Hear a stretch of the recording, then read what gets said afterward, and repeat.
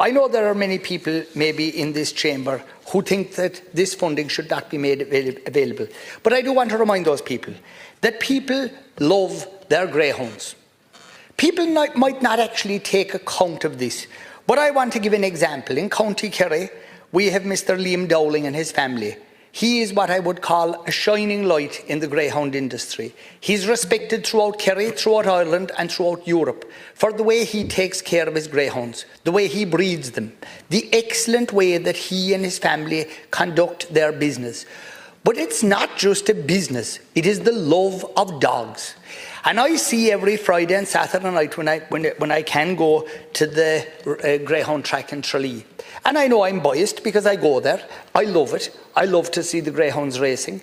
But when I see the way the greyhounds are brought there, when I see the way they're cared for after a race, when I see the loving nature of the people who own them, and what's lovely to see is young people, the new generation, the people that will be there when myself and Minister Heydon and any of you won't be there.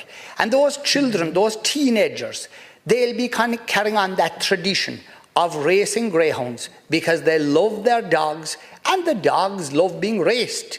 And there are people inside here who have no regard whatsoever for what I would call rural pursuits like that. They don't appreciate, for example, that track in Tralee, the way funds are raised there every week. It could be for our local hospital, for the cancer care. It could be for local schools. It's a community type of a gathering and event. It's a safe place.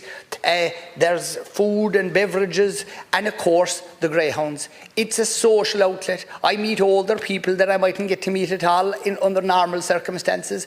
They go there, they get the bus or they get they pool together and come for a night out, and it's a great social occasion.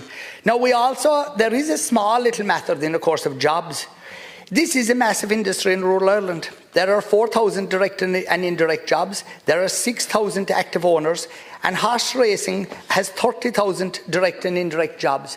I always tell this story of one Sunday morning. I was on a certain road heading down to a beach, and I met a man coming up against me with quite a good motor car. A fairly fresh new motor car.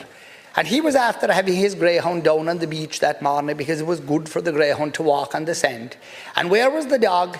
Inside in the back seat of the car, standing up, and he was as proud as punch after carrying his dog out for the walk in the morning and a bit of a run on the beach.